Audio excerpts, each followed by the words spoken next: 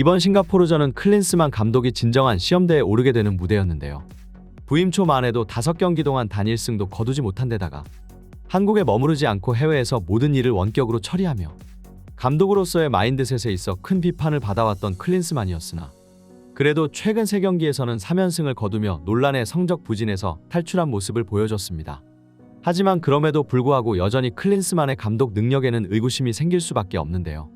일단 최근에 승리한 3경기는 어디까지나 친선전이기 때문에 대한민국이나 상대나 전력을 다했다고 볼 수도 없었고, 그리고 이 중 2경기는 사우디아라비아와 베트남으로 체급에 있어 절대적으로 한국보다 몇 수 아래인 팀들이기 때문에 고작 이들에게 승리를 거두고 기뻐하는 것도 오히려 아시아 축구 최강국인 한국 입장에서 자존심이 상하는 일일 겁니다. 게다가 최약체 팀인 베트남은 클린스만을 위해 사실상 축구협회가 바쳐준 1승 제물이 아니냐는 의심까지 나오는 상황인데요. 그러나 이번에 맞붙게 되는 싱가포르전은 무의미한 친선 경기가 아닌 가장 중요한 월드컵 예선전이며 이 예선에 참여하는 모든 국가들이 자신들 최고의 베스트 멤버를 전부 기용하며 총전력으로 부딪혀올 텐데요. 비록 싱가포르와 대한민국의 체급 차이는 어마무시하기는 하나 월드컵 예선이라는 것은 얼마든지 변수가 발생할 수도 있는 법이고, 일본조차 과거 1994년 도하의 기적으로 인해 월드컵 진출에 실패하며 연속 개근이 끊겼던 적이 있었을 만큼 대한민국은 강팀이건 약팀이건 상대를 가리지 않고 최정의 멤버를 투입하며 승리를 챙겨오고자 할 것입니다. 그리고 월드컵 진출 역사에서 중간에 한번 미끄러진 일본과는 다르게 한국은 무려 36년 동안 월드컵을 개근한 나라이고, 세계 축구사를 통틀어서 봐도 이와 같은 기록을 가진 국가는 6팀밖에 없는데요.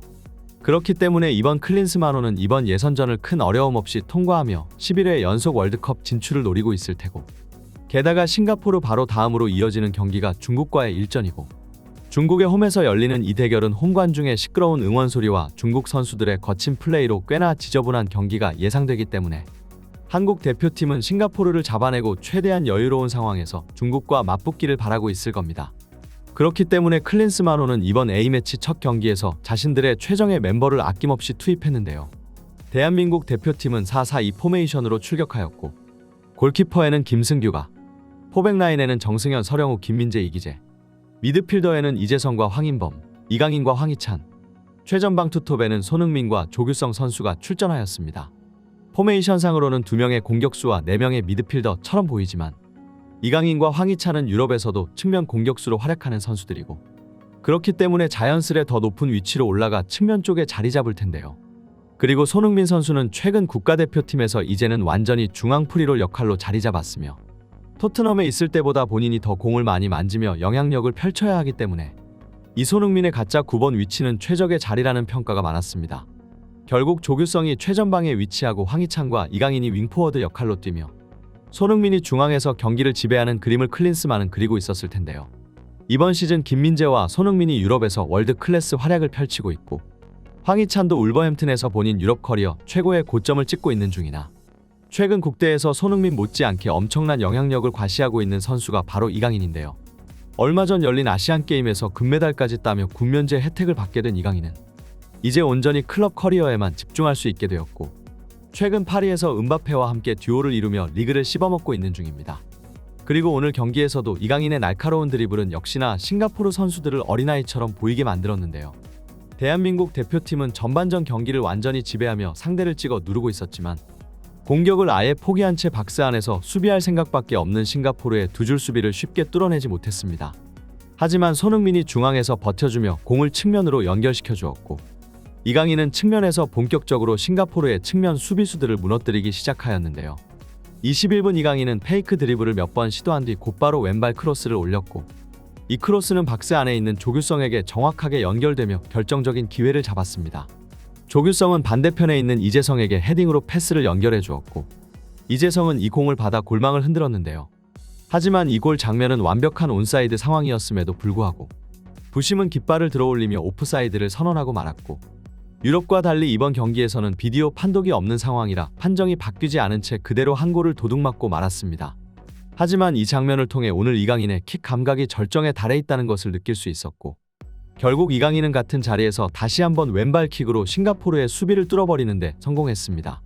43분 이강인은 자신의 위치에서 살짝 내려와 볼을 잡고 전방을 바라보았고, 싱가포르 수비수들은 설마 이 위치에서 크로스가 날아가리라고는 상상조차 못했기에 맨마킹을 소홀히 했는데요.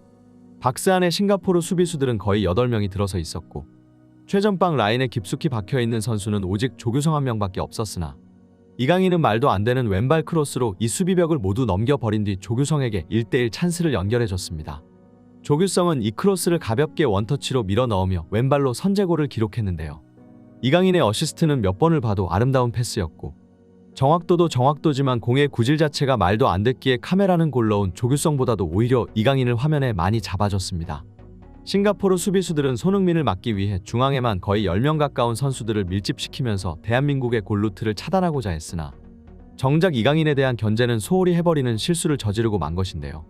이강인의 발끝에서 시작된 선제골로 인해 한국은 1대0으로 하프타임에 들어서게 되었고 이제 싱가포르는 마냥 수비만은 할 수 없게 되었습니다.